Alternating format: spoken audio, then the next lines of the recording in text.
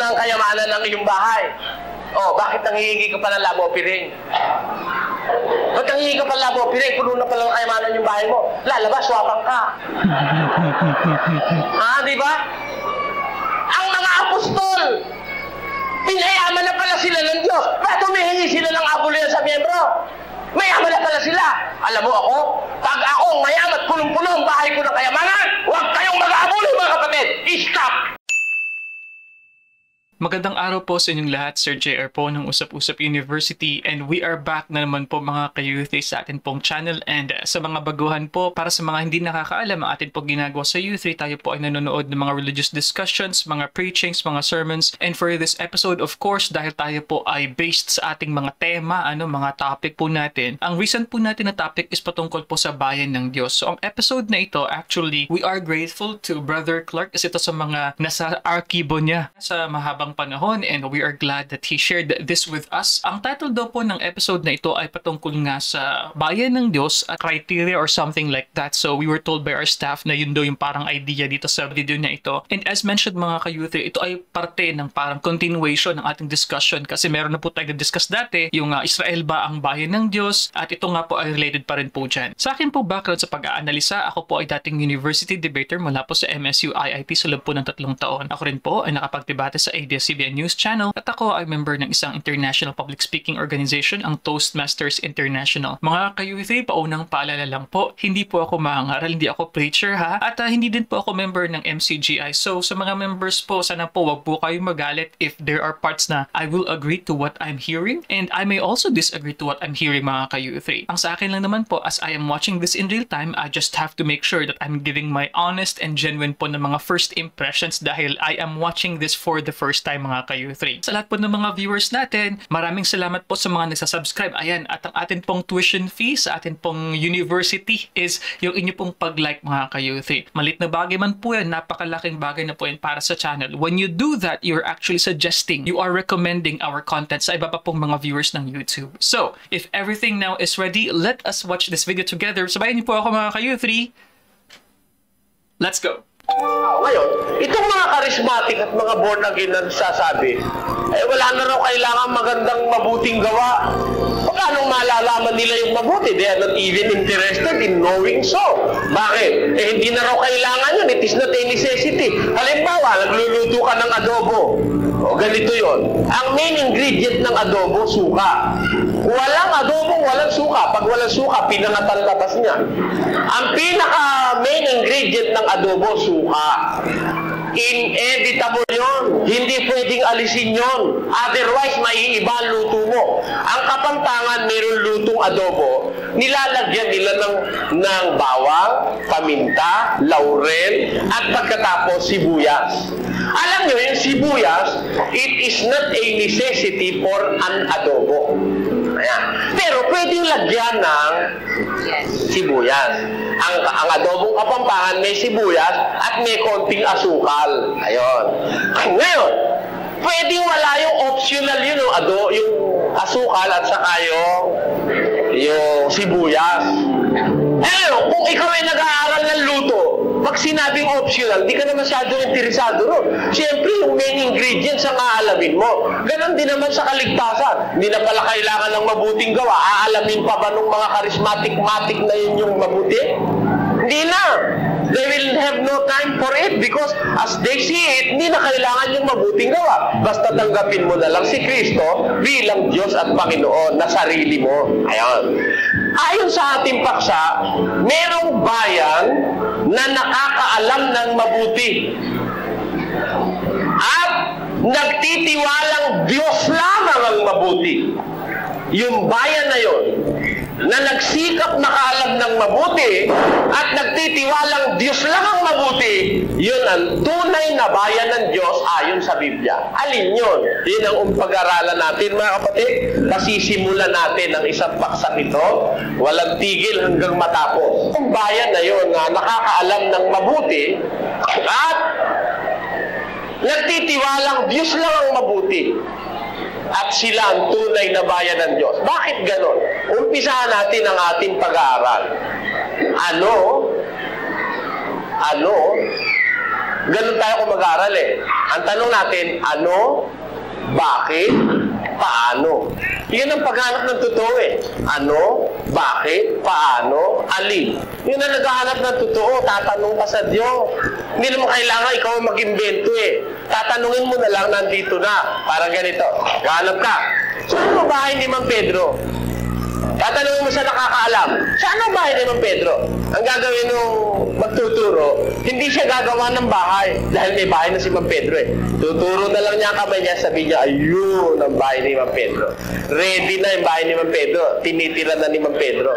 Nahanap mo lang yung address ni Mang Pedro. Tuturo sa'yo.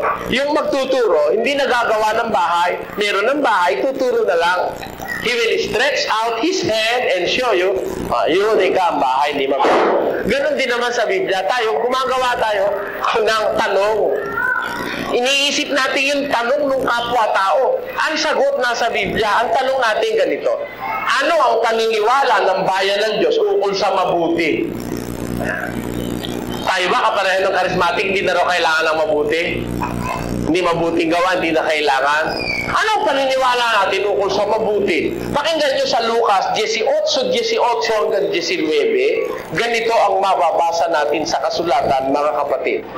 At tinanong siya ng isang pinuno na sinasabi, mabuting guro, anong gagawin ko upang magmana ng buhay na walang hanggan?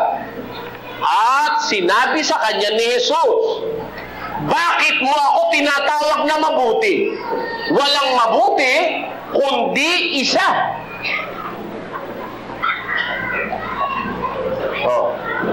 Nagtanong yung pinuno eh. Mabuting guro, ano kailangan ko para ako'y magmana ng walang hanggang buhay? Si Kristo, bago niya sagutin yung tanong, itinuwid niya muna yung paniniwala ng tao. Bakit mo ko tinatawag na mabuti, ha? Walang mabuti, kundi isa, ang Diyos lamang. Kumusta paniniwala niyo, mga oneness? Tinawag ng tao, mabuti si Kristo, ayaw siyang pumayag, ang Diyos lang. Eh, kung siya rin yun. Ano yun? O ginagamit yung mga utak nyo, mga oneness na pastor. Ang kausap ng pinuno, si Kristo mismo. Sabi mo, si Kristo, yun ang ama, yung pa rin ng anak. Siya rin yung nasa langit nung una. Nagkatawang tao lang. Ang tanong ng tao sa kay Kristo, mabuting guro, anong kailangan kong gawin para magmala ko ng buhay na walang hanggan? Ang sagot ni Kristo, bakit mo ako tinatawag na mabuti? Walang mabuti, kundi isa, ang Diyos lang. Eh, siya rin pala yun.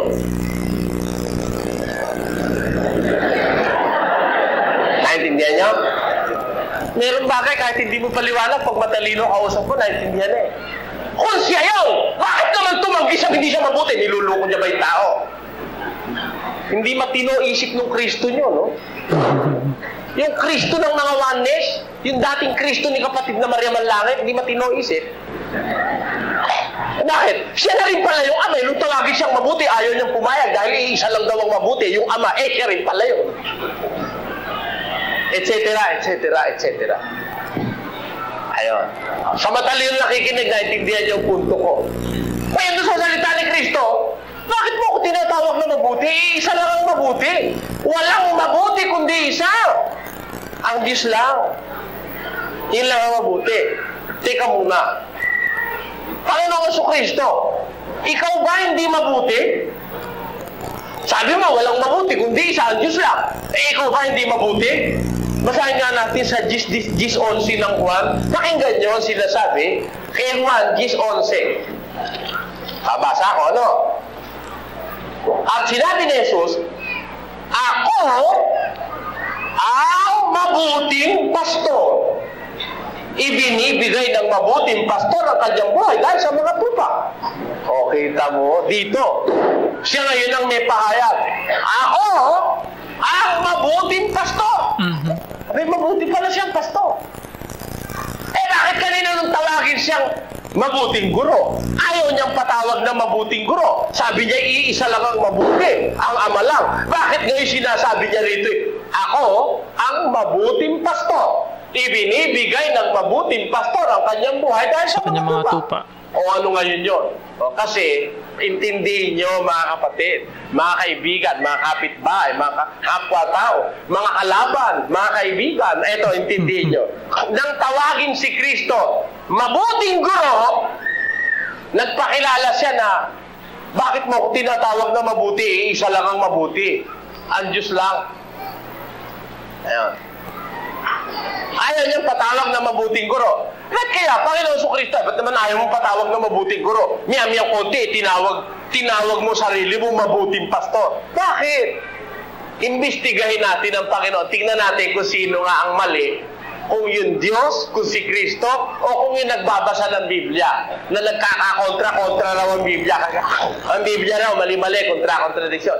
Tandaan mo, sabi ni Kristo, kapatid, nung tawagin siya, mabuting guro, ayaw niyang pumayag, isa lang ang mabuti, ang Ama lang, ang Diyos lamang, sabi niya. Pero mabuting pastor. Pero sinabi niya, mami ang kaunti, sinabi niya, mabuting pastor. Mabuting pastor. Tanungin nga natin, ba't ayaw pumayag, Panginoon? Okay, before we continue mga ka-youth, very interesting here. And I remember mga ka-youth, nabigyan na rin po natin ito ng video reaction na in one of the videos in the past, I think it was last year, na na-mention nga po yung idea na yung mabuti, sino ba ang mabuti? Parang ganon, no? Yung idea ng parang goodness yata or something like that. I did remember that. Pero gusto ko lang po i-point out dito mga ka-youth, as we are watching this video, sobrang luma na po ng video na ito at nakita niyo naman po kanina sa backdrop po, no? Nasigurado po ako hindi pa po MCGI ang pangalan po ng church ni Brother Eli during this time. And surprisingly, in the old na mga episodes po ng programa po ni Brother Eli, actually, we may notice na siya yung nagbabasa ng mga sitas, no? Siguro meron naman siya mga readers, pero dito po sa mga preaching niya, unlike sa mga newer po or at least mga later po na mga episodes, talaga pong siya po talaga, si Brother Eli po talaga yung nagbabasa ng mga sitas. But anyway mga ka-youth, kaunting recap lang po so far sa mga nagigets natin at naintindihan natin sa mga sinasabi ni Brother Eli. So Brother Eli emphasized on the idea ng tunay na bayan at kumbaga nagbigay siya ng mga criteria at ang mga dapat doon nating itanong mga ka-youth. Ano yung sinasabi niya? Ano? Bakit, paano, at alin. Yan. So, yung mga question po na yan po ang dapat daw na isaalang-alang ng isang tao na nagsusuri. Isa sa mga na-notice ko so far at the outset, ang kanyang good ability of using analogy. So, ang ginamit niya po kanina na analogy, yung sa adobo daw po, yung pagluluto. At ano yung mga optional at ano yung mga, kumbaga, foundational, mga basic po talaga na ingredients, kumbaga, So, he likened it, of course, to the doctrines of the Bible. So, ang first attack, ayan, ang first niya na criticism mga ka-youth, laban sa mga oneness. Na-mention siya pangalan doon, Maria Manlangit nun. So, I think ang understanding ko, if I remember it correctly, sa oneness po na perspective, is iisa lang ang Diyos at ang Anak at ang Espiritu Santo din po yata, no? Kung hindi ako nagkakamali. So, sa mga naniniwala po sa oneness doctrine, please comment below what do you think about what Brother Eli is saying here, mga ka-youth. And one more thing, of course, I'm expecting from Brother Eli to be discussing more on why, how, or which. Ano po, ano, bakit, paano, at alin. So, pagpapatuloy pa po ng video na ito. Na ikaw ay mabuting guro. Bakit? Basahin natin ang dahilan. Sa 7 at 16 ni Juan, ganito ang sinasabi ng kasulatan, mga kapatid. 7:16. Sinagot nga sila ni Jesus at sinabi, ang turo ko ay hindi akin, kundi doon sa nagsugo sa akin. Ano sabi ni Kristo? Ang turo ko hindi akin. Kanino? Doon sa nagsugo sa akin. Ayun. Tama ba ngayon yung sabi niya? Tinawag siya, mabuting guro. Ayaw siya pumayag. Bakit? Alam naman niya yung turo niya, hindi kanya. Doon sa nagsugo sa kanya. Kaya, kung mabuti man siyang guro, ang tawag mo, may itinuturo siyang tama na mas mabuting guro. Kanino? Yung nagturo naman sa kanya, yun ang mabuting guro at nag-iisa yun kasi pati siya tinuruan nun. Okay? Diba? Pati siya tinuruan nun Dahil sabi niya, ang turo ko hindi akin, kundi sa amang nagsugo sa akin. Kaya nung tawagin siya, mabuting guro, hindi siya papayag. Dahil alam niya na may nagturo sa kanya na yun ang pinakamabuti sa lahat ng guro. At ang sabi niya, yun lang ang mabuti. Tama naman yun Tama, isa lang naman ang mabuti. Si Kristo hindi masasabing siya ang isang mabuti. Kaya nga magkaiba yung ama at ang anak Hindi masasabing si Kristo ang isang mabuti. Ang ama ang isang mabuti. Bakit niya sinabi siya mabuting pastor? Ganito yan. Panoorin nyo mga kapatid. Panoorin nyo. Si Kristo, mabuting pastor. Ibig sabihin ng mabuting pastor, taga-akay ng tupa. Ibinibigay ng mabuting pastor ang kanyang buhay dahil sa tupa. Sino ba ang isinugo ng Ama para magbigay ng buhay niya dahil sa tupa? Mamatay. Hindi ba si Kristo? Kung ang Ama ngayon yung mabuting pastor, lalabas namatay ang Ama. Di ba? Na hindi pwedeng mangyari at lalabagin sa Biblia. Sapagkat ang Diyos ay walang kamatayan. Si Kristo, bakit namatay? Nagkatawang tao sinugo para mamatay. Kaya siya nga ang mabuting tupa. Dahil yung mabuting tupa, mabuting pastor, ibinibigay ng mabuting pastor ang kanyang buhay dahil sa tupa. Yung Ama, hindi pwedeng gawin ng Ama yon. Bakit? Wala nakatakda sa plano na ang Diyos ang mamamatay mismo. Yung anak niya ang mamamatay. Isasakripisyo niya yung anak niya. Hindi siya ang magsasakripisyo kung mamatay. Di ba? Kaya siya, ang Ama, mabuti siya. Mabuti siyang ano? Eto, siya lang ang mabuti. Eto yon. Mabuti siyang Ama. Tama? Mabuti siyang manlalalang. Tama? Mabuti siyang Diyos. Tama? Kay Kristo ba, i-apply mo yung mabuti siyang Ama? Hindi pwede. Dahil may tatay siya. Na mas mabuti sa kanya. Di ba? Kaya hindi ma-i-apply yung salitang mabuti kay Kristo. Pero bakit sinabi ni Kristo, siya ay mabuting pastor? Natural. Pwede mo sabihin, ako mabuting tao. Pwede ko ba sabihin ako'y mabuting tao? Kayo ba, pwede nyo ba sabihin kayo mabuting tao? Natural. Pero para sabihin mo mabuti ka, nakikihati ka sa Diyos. Pero pag sinabi mo mabuti kang tao, pwede. Dahil at ako'y tao, ang Diyos ay Diyos.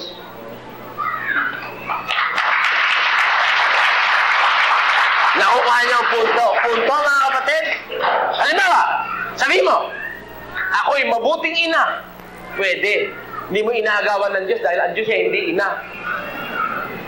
Naintindihan nyo?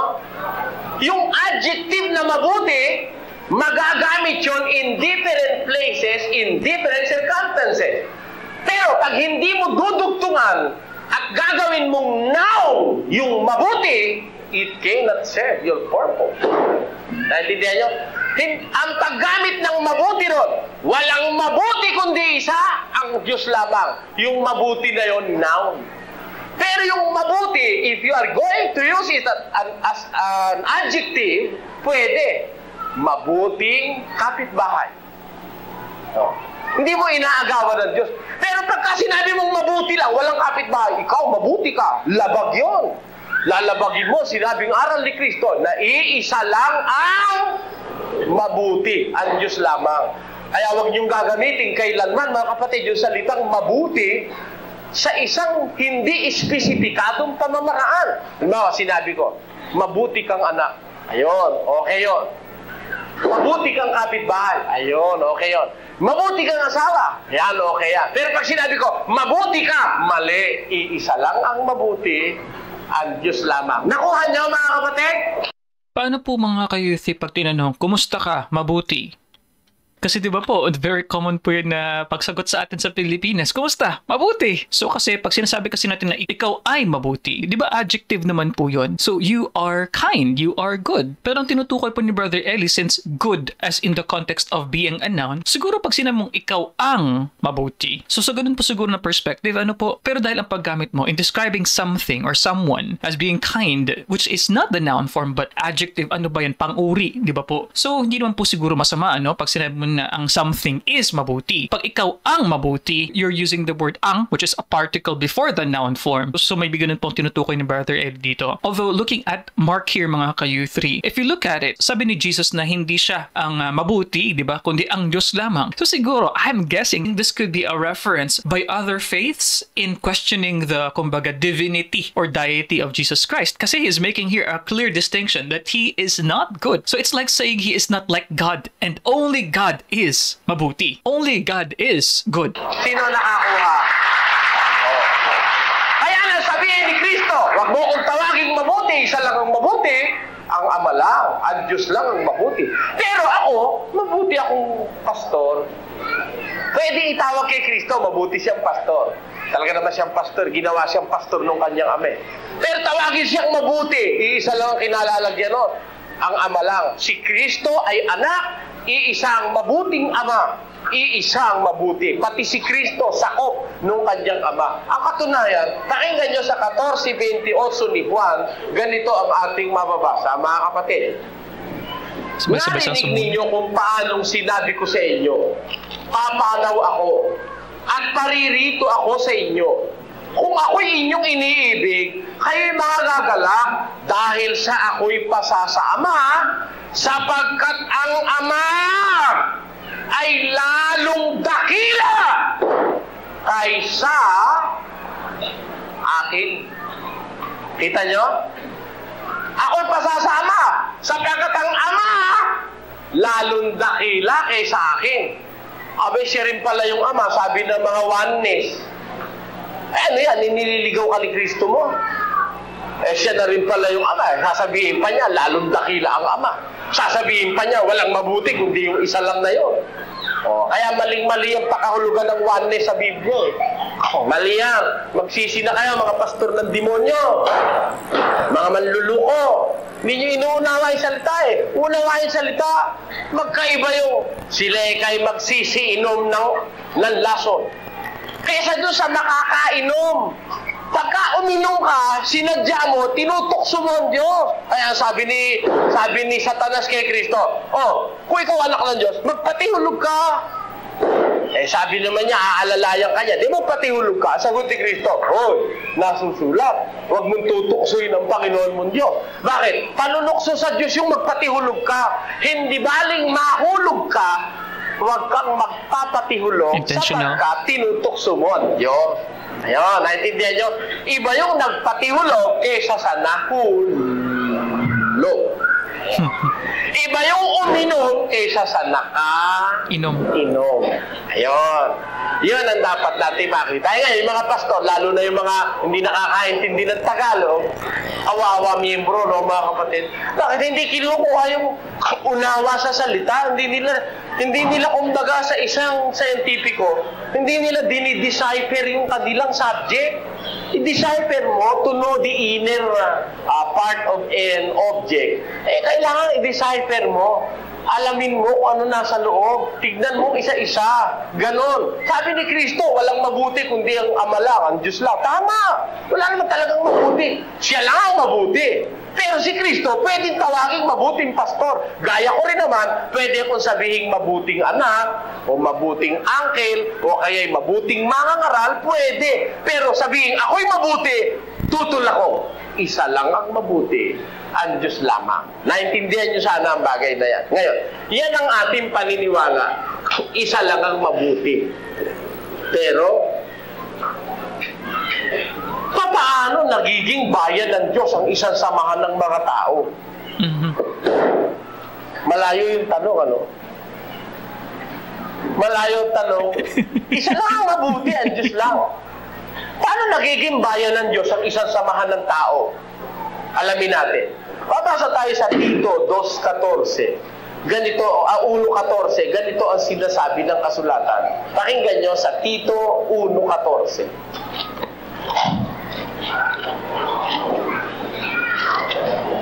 2:14 nga. 2:14.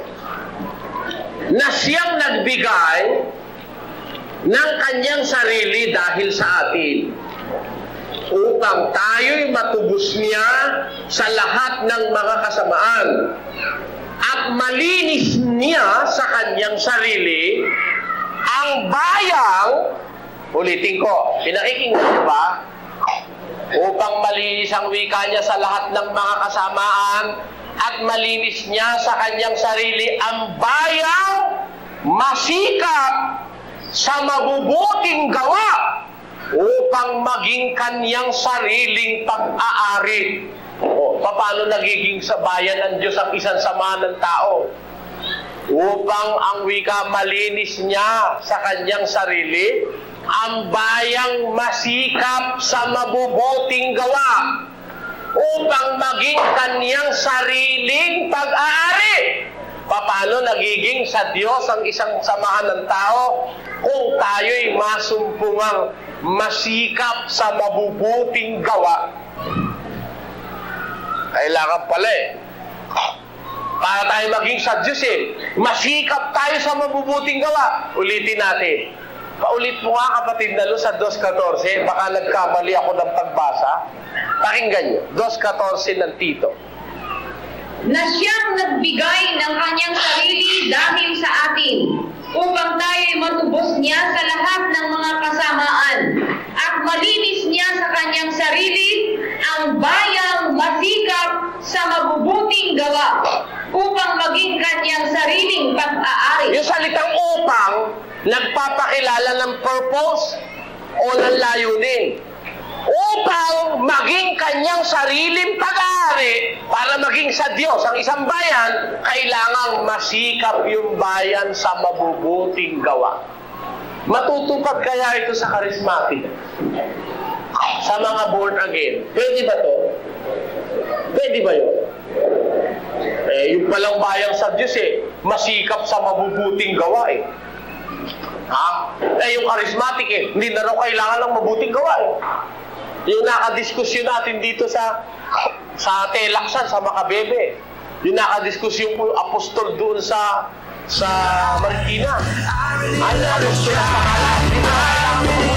Ang kailangan mo raw tanggapin lang si Jesus bilang personal na tagapagligtas. Okay, stop na tayo mga kaiti. Pasensya na po Hindi po yun nanggaling sa aking background music Yun po is talagang nanggaling po yata sa pag-record po. Kasi ang nangyari po yata nito, I could be wrong So I think they were re-recording this VHS copy. And then naririnig din yung kumbaga kung saan man nila nire-record. So kung napansin nyo po, may torotot ako narinig, may mga batang naglalaro. So pasensya na po dahil talagang rare po ito ng mga archive. And napansin nyo rin po, ang palabas na ito ay nanggaling po sa files ng SBN 21 sa old po na TV station nga ng palabas na ang dating daan. So ano yung mga kayuthi, kaunting recap lang po so far So sinabi po ni Brother Eli, ang emphasis on doing what is good. Kumbaga parang sinasabi niya rito na hindi lamang yan, ang salvation is about accepting lamang Jesus as your personal Lord and Savior. It's not just that. Hindi ka na kumbaga automatic masasave nun. And actually, it kind of makes sense though, of course. Kasi di po ba you have to also work hard for what you should be getting, di ba? Kumbaga in general, I think it doesn't make any sense honestly kung ang isang bagay na pinaka-mimiti-miti ng isang tao, ang yun nga ang kapahingahan ng kanyang kaluluwa, you could just get that by just uttering something and then that's it? Of course not, di ba po? You should be backing it up, di ba? You should be doing something and especially what is commanded and what is good, of course, mga ka-youth. My understanding naman po is the goodness of your action is just a manifestation of the salvation that you got, mga ka-youth. Yun po at least ang perspective ko. Kasi nga naman, it would sound very illogical, mga ka-youth, kung kumbaga, you just accept God and then okay na ako, saved na ako. Hindi naman po siguro ganun, Isa lang din po na napansin ko while, Brother Eli was preaching here. I'm not sure if napansin nyo rin po, kapag nagsasabi si Brother Eli, dito po sa video na ito, kapag nagsasabi siya ng isang sitas, automatic yung mga tao sabay-sabay. So I'm guessing even siguro ngayon, automatically the members will be writing down. Kasi kanina nakita ko po sabay-sabay po, So nakakatuwa po yung ganun. Sabi ko sa loob-loob ko, malaking dunong paniniwala na yun, Malaking malaking manluloko, dambuhalang sinungaling, ano pa tatawag natin? Yun ang pinanggalingan ng turo na yun. Sabi sa Biblia, ang bayang masikap sa mabubuting gawa upang kanyang maging sariling pag-aari. Ang bayang pag-aari ng Diyos, yung bayang sa Diyos, yung masikap sa mabubuting gawa, alinsabay nung kanilang paniniwalang isa lamang ang mabuti, pero nagsisikap sila sa mabubuting gawa. Nakuha nyo?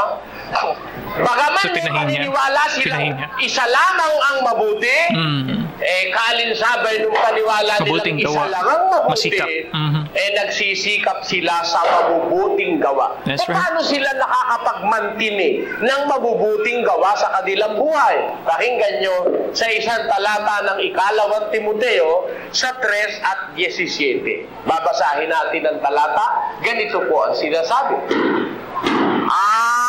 Upang ang tao ng Diyos ay maging sakdal, tinuro ang lubos sa lahat ng mga gawang mabuti.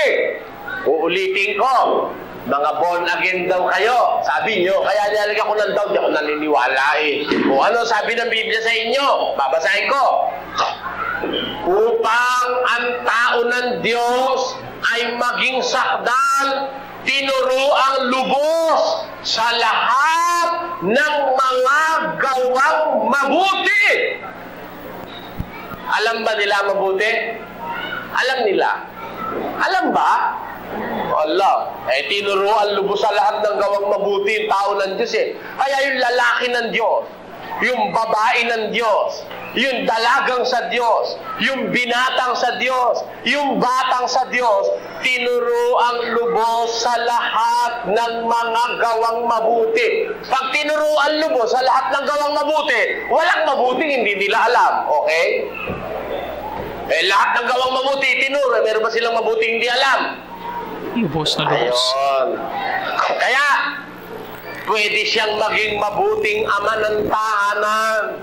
Pwede siyang mabuting ina ng tahanan.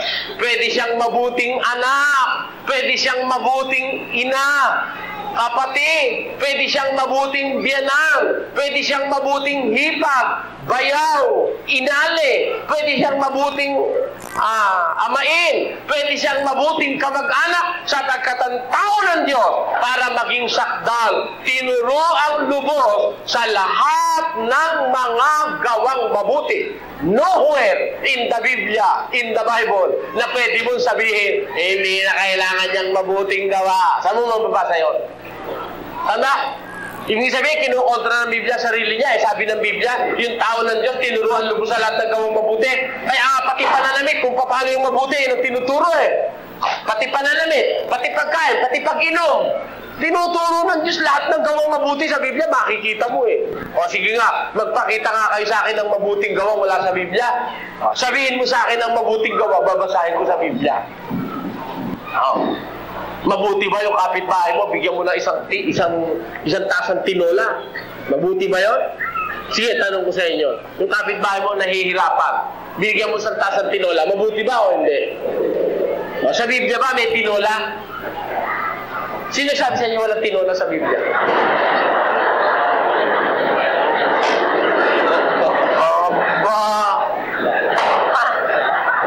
Kayo pala naman eh. Madali pala kayong mailigaw ng mga pastor na madali ako pag sinabi nyo walang tinola sa Biblia.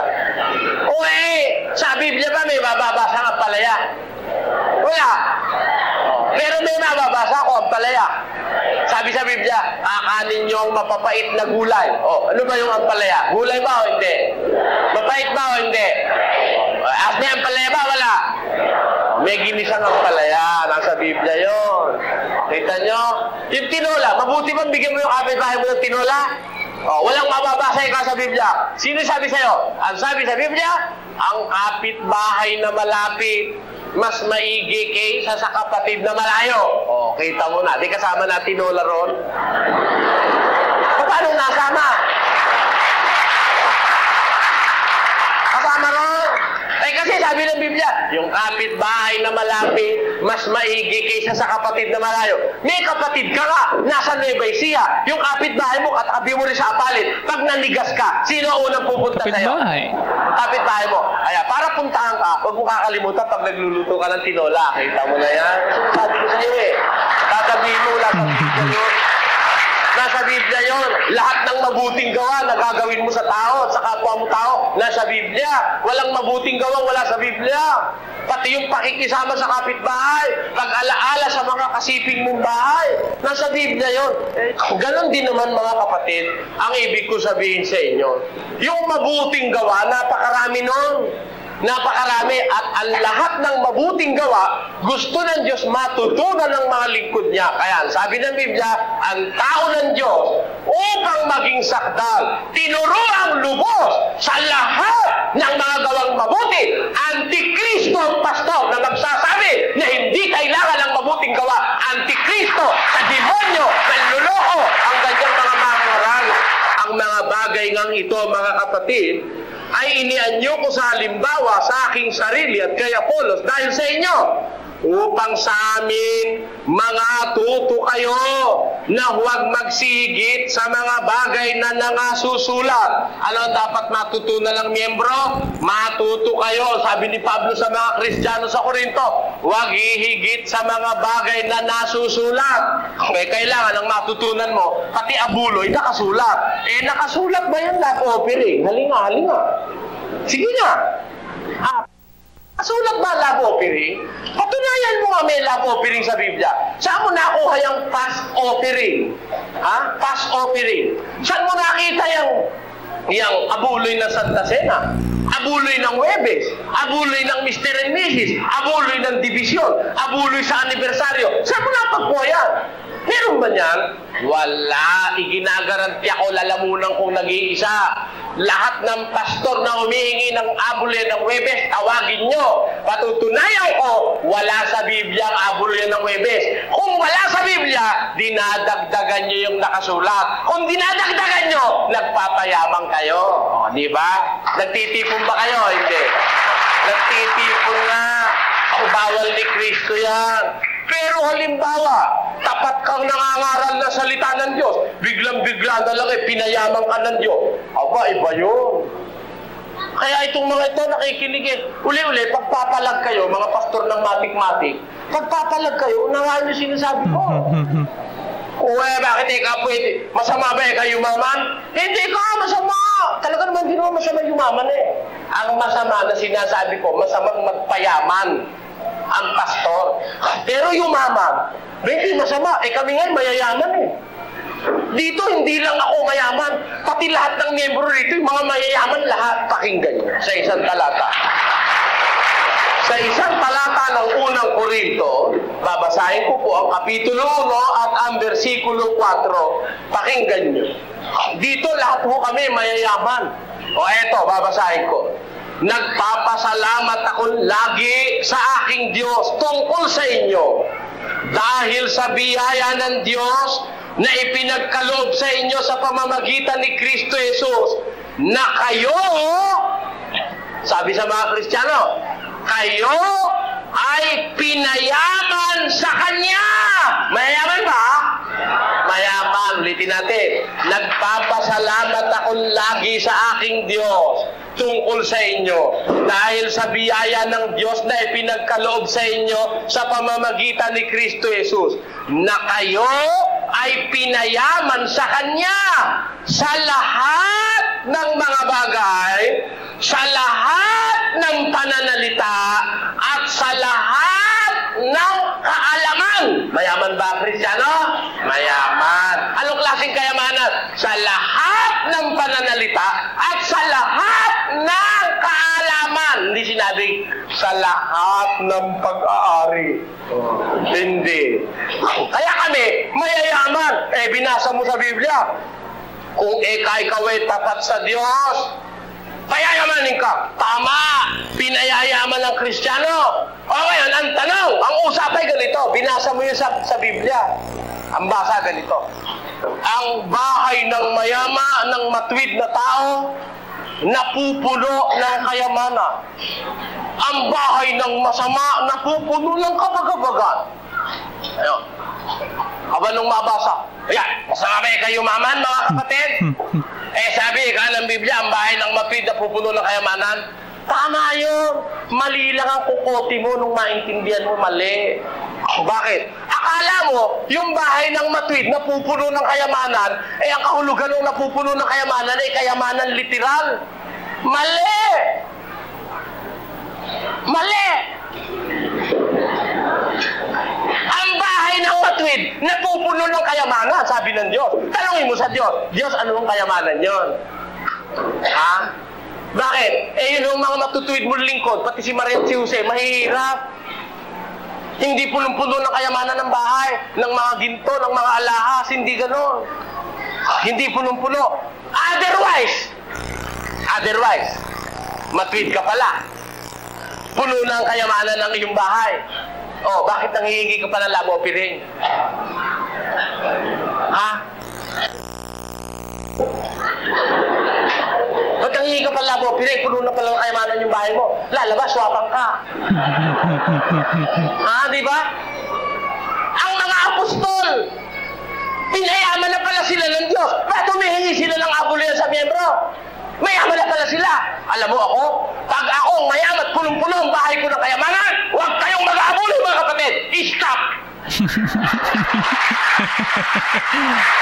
Okay mga ka-youth, So dito po talaga makikita mo, especially nung bata-bata pa po si Brother Eli, yung kanyang passion talaga no? And I've always mentioned this even in the past video reactions mga ka-youth. Isa po yan sa mga na-appreciate ko kay Brother Eli. Decade after decade po, yung passion niya po talaga, hindi po talaga matatawaran. Kitang-kita niyo naman sa kanyang boses, sa kanyang paraan ng pag-aanalita, sa kanyang energy. Ayan, talagang energy. Anyway mga ka-youth, gusto ko lang po i-focus mga ka-youth yung atin pong kaunting insight lamang po sa nasabi ni Brother Eli dito. Lalong-lalo na po sa kung napansin nyo kanina, midway through this preaching, he actually said the title nung kaniyang main paksa, which is yung paano maging bayan ng Diyos ang samahan ng tao. And if you notice during that time, nung inintroduce niya yung paksa nga po, sinabi niya na ang layo, Pero actually, he was able to go back and tie it up mga ka-U3. Sinabi niya kasi, yun sa idea ng bayan ng Diyos, di ba? Na ang bayan ng Diyos ay masikap sa mabubuting gawa. So na-tie up niya doon sa idea kanina about Jesus saying that only God is yung mabuti nga na konsepto mga ka-U3. So natahi pa rin ni Brother Eli and I like that. So initially I was smiling kasi akala ko po talaga na malayo talaga yung kanyang next na tanong. Pero connected naman po pala talaga actually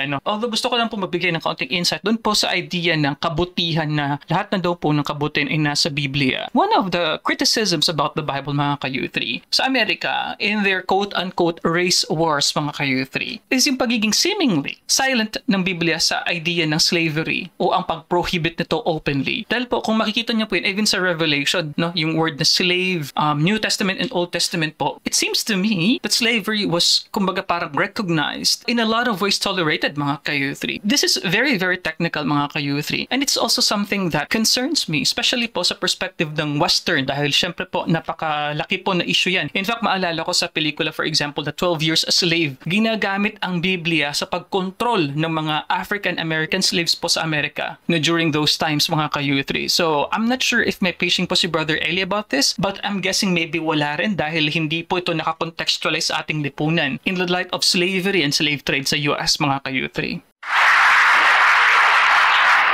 May puno-puno na! Saan mo ba lalagay? Swapaw! Pag nangingi ka pa! Swapaw ka! Pag nangingi ka pa! Pinayaman ka na pala! Matuwid ka! Pinungpuno na bahay mo ng kayamanan! Pati ka pa nangingi ng tithes! Nahi ka po! Lalabaw piring! Dinagdagan mo pa nung wala sa Biblia! Hingi ka pa nangingi! Ano ang kahulugan? Swapaw! Ang ganyang mga karal! Ay, bakit swapang? Baka sabihin niya, nagmumura ako. Swapang talaga. Basa. Pakinggan niyo. Ikaw pala, matuwid. Pinayaman ka na ng Diyos. Hindi ka pa nangingi ng tithes at labo piring. Bakit? Eto. Oo. Ang mga aso ay matatakaw. Swapa nga. Ano? Di ba magkasinulin yung swapang at matatakaw? Sino yun? At sila kailanman ay walang kabusugan. Talaga nga pala kahit punong-puno na, hihingi pa rin. But hindi nabubusog eh. Sino yun? Ang mga ito, mga pastor na hindi nakakaunawa. Amen? Amen. Kaya nga kahit punong-puno na ang bahay, punong-puno na ang kayamanan, sabi niya, ito ba yung matuwid na, pinayayaman ng Diyos? Punong-puno rin ng kayamanan. Kung totoong nagaganap sa'yo yan, at ikaw ay matuwid, puno na ang bahay mo ng kayamanan, huwag ka lang humingi ng labo piring! Wala na ika po! Sa ako, kung ganun ako, sasabihin ko sa kapatid, mga kapatid, lahat ng klase ng abuluyan, suspended! Tama? Para patunayan ko na nabubusog ako. Tama? Pero pulong-pulo na pala kwarto. Hindi na kasi sa bahay, nasa bangko na. Hindi na rin kasi sa bangko na Pilipinas, dinala na sa Switzerland. Kurakot ka pa ng kurakot. Swapang! Ayan ang tama sa'yo. Di ba? Tama nga kapatid? Kung sasabihin nyo, nagmumura ako, hindi. I'm just using the right word for you. Swapang. Ayan ang dapat nating makita. Puno na pala ng kayamanan. Hindi mo muna tinanong sa Diyos. Sabi mo, Diyos, ikaw ang nagpapayaman. Ikaw din ang nagpapadukha. Sabi mo, yung matutuwid, pinagpapala mo. At pag pinagpala mo ang matuwid, napupuno ng kayamanan ng kanyang bahay. Ang tanong, Diyos, ano pong kayamanan nyo? Sinagot ni Pablo, pinayamang kayo sa lahat ng bagay, sa lahat ng pananalita, sa lahat ng kaalaman, sa lahat ng karunungan, mayaman ang Kristiyano. Pero sa kakanin, sa daramite, mayaman ba? Basa. Pakinggan nyo sa isang talata. Kita nyo na. Hindi nyo naintindihan ang Biblia. Bakit? Ito sabi ni Pablo, hanggang sa oras na ito'y nangagugutom kami. Ayun. Gutom ba?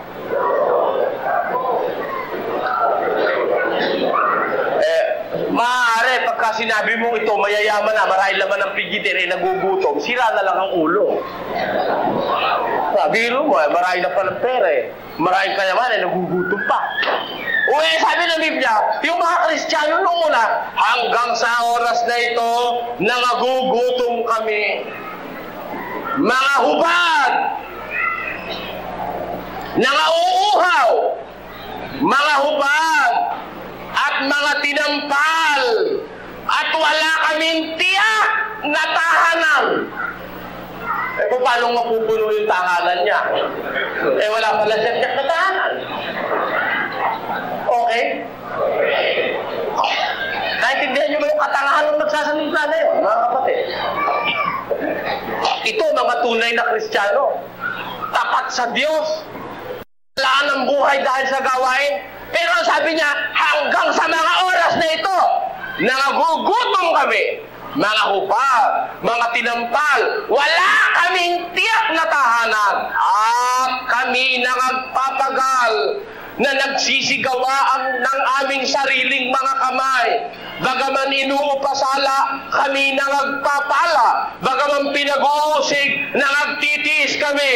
Bagamat mga sinisira ang puri, aming pinamamanghikan. Kami naging tulad ng yagit ng sanlibutan, sukal ng lahat ng bagay hanggang ngayon.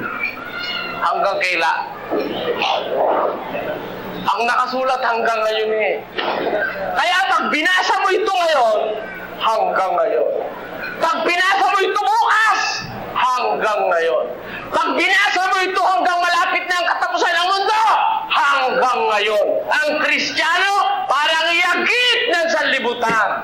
Hindi mayayamang kagaya ng nasa Panginoon ng nagpapayamang mga pastor ng matik-matik. Naintindihan niyo? So, the focus of Brother Eli here is in showing to the audience, to the listeners, na mali yung mga ginagawa na lifestyle ng ibang pastor na nag-iipon sila ng earthly treasures dito po sa sanlibutan. And syempre po, matatamaan po dyan ng iba po mga pastor na may mga quote-unquote mega church, quote-unquote mga private luxuries. And that is really interesting if you look at the lifestyles of most of these pastors, no, sa ating pong panahon ngayon. In general, itong mga leaders po ng mga nakikita natin, mga visible po ng mga churches ay hindi po mga pobre. Properties left and right, may mga businesses left and right. And of course, the challenge is for the people, the members, to really look into the financial reports, kumbaga, ng isang pastor. Dahil ang question po dyan is saan nang galing ang kanilang kayamanan na kanilang na-invest, na kanilang na-develop na property, something like that. And as early as what, tingnan natin yung video na ito, siguro mga late 80s po siguro ito, naglilipanan na mga pastor na yan. And I am very sure na relatable pa rin po yan hanggang po sa ating panahon. We're shooting this video in 2025. Anyway, let's continue. Bakit? Sabi ng Biblia, yung mga Kristiyano pinayaman sa lahat ng bagay. Alam mo lang saan sila hindi mayaman? Sa pira. Sa lahat ng bagay mayaman sila. Hindi lang sila mayaman sa pera. Magkapera man sila, ang kanilang pera halos wala ng tao. Ayun. Yun. Ganyan ang Kristiyano. Ang katunayan, basa 24. At pagdating nila sa Capernaum, nagsilapit kay Pedro ang mga maniningil ng kalahating siklo at nagsabi, hindi ba ka pinagbabayaran ng inyong guro ang kalahating siklo? Iyan ang tanong ng maniningil ng buwis kay Pedro. Yung bang guro niyo, hindi nagbabayad ng kalahating siklo? Ano ang sagot? Tuloy natin. Sinabi niya, oo. At nang pumasok siya sa bahay, pinangunahan siya ni Jesus na nagsasabi, ano akala mo, Simon? Ang mga hari sa lupa, kanino baga sila naniningil ng kabayaran ng buwis? Sa kanilang mga anak baga o sa nangaiiba? At nang sabihin niya, sa nangaiiba, sinabi sa kanya ni Jesus, kung gayoy hindi na nagbabayad ang mga anak. Ayan. Hindi ka mga hari sa lupa. Sino ba ang sinisingil nun ng buwis? Ang sinisingil ba ng buwis nun? Yung mga anak nila o yung iba? Ang sagot ni Pedro, sa mga iba, Panginoon. Kung gayon, yun ay kang mga anak, hindi yun ang nagbabayad ng buwis. Ano nangyari? Tuloy. Dadapwat, baka atisuran tayo nila, pumarong ka sa dagat, ihulog mo ang kawil, at kunin mo ang unang isdang lumitaw. At pagka naibuka mo na ang kanyang bibig, ay masusumpungan mo ang isang siklo. Kunin mo, ibigay mo sa kanila, sa ganang akin at iyo. O, kita mo. Si Kristo ba mayaman? Mayaman. Ang Kristiyano, pinayaman lalo na si Kristo, mayaman yun. May pera ba? Aba, sinisigil nung kalahating siklong buwis Pedro, punta ka doon sa dagat, dali mo kawil Yung unang isdang kakagat, buka mo bunga may isang siklo ron. Bayad mo para sa akin at sa'yo. Sabi ni Pedro, Panginoon, pinayaman kami ng Diyos, hindi na ako kailangan pumunta sa dagat. Marami ko rito. Ako na bahala sa'yo, Panginoon. Ganun ba sagot ni Pedro? Hindi. Ang ginawa nga ni Pedro, pumunta ka sa dagat. Bakit? Kahit isang siklo, si Kristo at si Pedro, pareho wala doon sa pagkakataon na yan. Marami bang pera? Kaya bang bumili ng 700 million? Hindi. Bakit? Wala kasing abulin na kung ano-ano wala sa Biblia Kaya pag sinabi, yung Kristiyano pinayayaman ng Diyos, tama. Pero talong, saan pinayayaman? Sa katakot-takot na kayamanan sa lupa? No. Sabi ng Diyos, huwag kayong magtitipon ng kayamanan sa lupa. Kaya yung Biblia, mga kapatid, pag hindi mo ito unawain alam mo, pupunta ka sa Misericordia, ang bagsak mo, Quiapo Papunta sa Divisoria, napunta sa underpass ng Quiapo. Bakit? Nagbabasa ng hindi iniintindi binabasa Tumututol sa sinabi ko, hindi naman iniintindi sinabi ko Sabi ko, bawal ng Diyos ang mangangaral niya magpayaman. Pinayayaman na Diyos. Pinayayaman nga. Ang mga Kristiyano, pinayayaman. Saan mayaman? Sa pera? Kung mayaman sa pera ang Kristiyano, tama sinasabi mo. Bakit si Pedro? Bakit si Kristo? Wala kahit isang siklo. Sila ba yung mga tarantado? Sila ba hindi tapat? Dahil kahit siklo, wala sila. Yung mga kaulong gano'n? Pinagpapala pala ang mga nagtatapat sa Diyos. Bakit ang mga apostol walang kayamanan? Ibig sabihin, hindi pinagpala. Namatay ng mahihirap ang mga apostol. Walang monumento. Kung mayayaman yan, kagaya nyo, nagpayaman kayo, saka lang makapagtayo ng monumento yan. Maaari sabihin nyo, ay nagtayo kana, wala na. Di! Kung nagtayo sila ng monumento dahil kay yayaman nila at kay dadakila, dadatnan mo pa ngayon yung pyramids of Egypt, dadatnan pa natin hanggang ngayon Di ba? Okay, before we continue here mga kayuthi. So Brother Eli here is just emphasizing na ang totoong kayamanan, ang totoong biyaya or blessing is hindi physical, hindi money, hindi something that is tangible mga kayuthi. Pero syempre, we have to take that also with a grain of salt. Dahil syempre, ano ba ang ibig sabihin nun? Kapag hindi mag-ipon sa lupa, ibig sabihin ba hindi na tayo magtatrabaho o hindi na tayo mag-iimpok sa bangko mga kayuthi. So Brother Eli is here, however, is just emphasizing on the idea that there is a level of humility sa mga apostol noong panahon. Even with Jesus Christ, as mentioned ni Brother Eli, doon nga po sa sitas patungkol sa siklo, di ba po? But anyway, other points na gusto ko lang din po i-reiterate, nagustuhan ko din po mga ka-U3, yung sinabi ni Brother Eli, yung pag-describe, na ang mga Kristiyano ay yagit ng sanlibutan. Napakaganda ng pagkakasabi na po na yan, ano? Dahil syempre pinapakita how humble we should be as Christians, mga ka-U3. I also find it fascinating that the early apostles, for example, well, as mentioned sa Corinthians kanina, yung pagkakadescribe is wala silang tiyak na tahanan. So, para siguro silang nomadic nung panahon sa early days po ng Christianity dahil parang kumbaga NPA, no permanent address pala sila. Nauna yung pyramids of Egypt kaysa sa mga apostol. The pyramids of Egypt is estimated to be as old as 3,600 years old. Yung isang pyramid of Egypt. Kung si Kristo at mga apostol na yumaman ng katakot-takot na kayamanan, nagpatayo ng malalaking templo at ng mga katedral. Tatatnan mo, kahit gibana, at least nandun pa. Parang yung ruins. Pantheon, Parthenon. Yung Parthenon. Sa Greece. Parthenon. Pantheon? Hindi. Di ba Parthenon yun, Parthenon. Yung mga pillars ng Pantheon na yun, andun pa rin. Parthenon. Bagaman yun pagkatanda-tanda na, that is a living witness. Yung pyramids, that is a living witness that yung architecture nila ron, nakararating hanggang sa ating panahon, nakikita mo, kagaya lang ng mga fossils. Bagaman walang nababasa sa Biblia, dinosaurs, yung mga dinosaurs, walang nababasa nun sa Biblia, letra por letra, pero kasama sa Biblia yon. Ang katunayan, kasama yon, meron dinosaurs, fossilized dinosaurs, na natagpuan ang archaeology sa ating panahon na ipakitang once upon a time there lived on this earth big creatures called dinosaurs. Kahit na wala sa Biblia letra por letra, talagang meron dinosaurus. Na ang ibig sabihin kakilakilabot ng mga bayawak.